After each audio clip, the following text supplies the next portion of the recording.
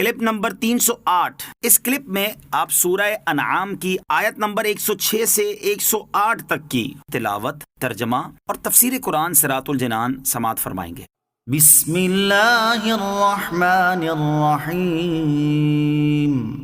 ترجمہ: اللہ کے نام سے شروع جو نہایت مہربان رحمت والا ہے۔ اتبع ما اوحی الیک من ربک لا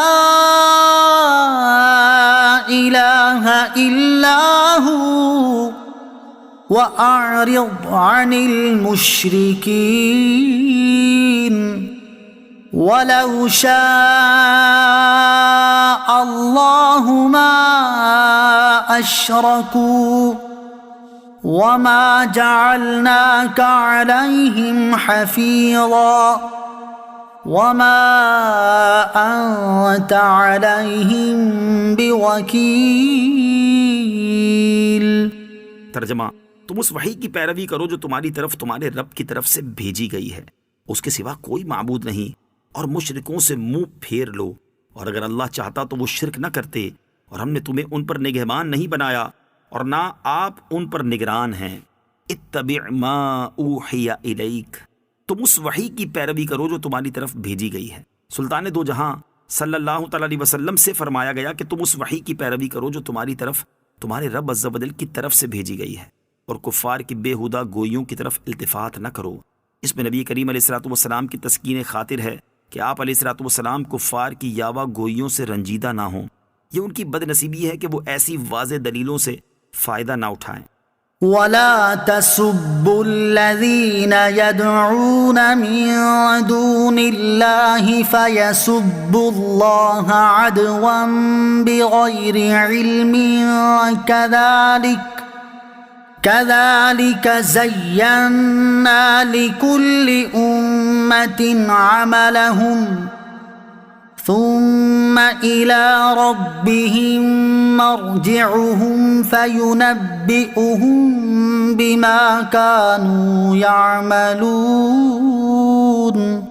ترجمہ: اور انہیں برا بھلا نہ کہو جنہیں وہ اللہ کے سوا پوچھتے ہیں کہ وہ زیادتی کرتے ہوئے جہالت کی وجہ سے اللہ کی شان میں بے ادبی کریں گے۔ یوں ہی ہم نے ہر امت کی نگاہ میں اس کے عمل کو آراستہ کر دیا، پھر انہیں اپنے رب کی طرف پھرنا ہے تو وہ انہیں بتا دے گا جو وہ کرتے تھے۔ وَلَا تَسُبُّوا، اور برا نہ کہو۔ حضرت قتادہ رضی اللہ تعالیٰ عنہ کا قول ہے کہ مسلمان کفار کے بتوں کی برائی کیا کرتے تھے تاکہ کفار کو نصیحت ہو اور وہ بت پرستی کے عیب سے باخبر ہوں، مگر ان ناخدا شناس جاہلوں نے بجائے نصیحت حاصل کرنے کے شان الہی میں بے ادبی کے ساتھ زبان کھولنی شروع کر دی۔ اس پر یہ آیت نازل ہوئی کہ اگرچہ بتوں کو برا کہنا اور ان کی حقیقت کا اظہار طاعت و ثواب ہے، لیکن اللہ عز و جل اور اس کے رسول صلی اللہ تعالی علیہ وسلم کی شان میں کفار کی بد گوئیوں کو روکنے کے لیے اس کو منع فرمایا گیا۔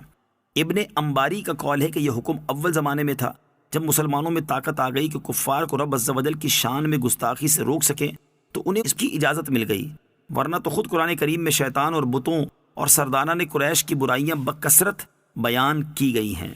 آیت وَلَا تَسُبُّوا سے معلوم ہونے والے مسائل۔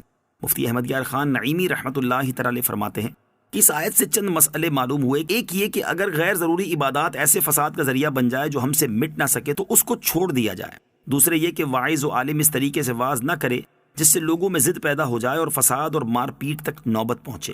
تیسرے یہ کہ اگر کسی کے متعلق کی قوی اندیشہ ہو کہ اسے نصیحت کرنا اور زیادہ خرابی کا باعث ہوگا تو نہ کرے۔ چوتھے یہ کہ کبھی ضد سے انسان اپنا دین بھی کھو بیٹھتا ہے، کیونکہ کفار مکہ اللہ عز و جل کو مانتے تھے، پھر حضور علیہ الصلوۃ والسلام کی ضد میں اللہ عز و جل کی شان میں بھی بے ادبی کرتے تھے۔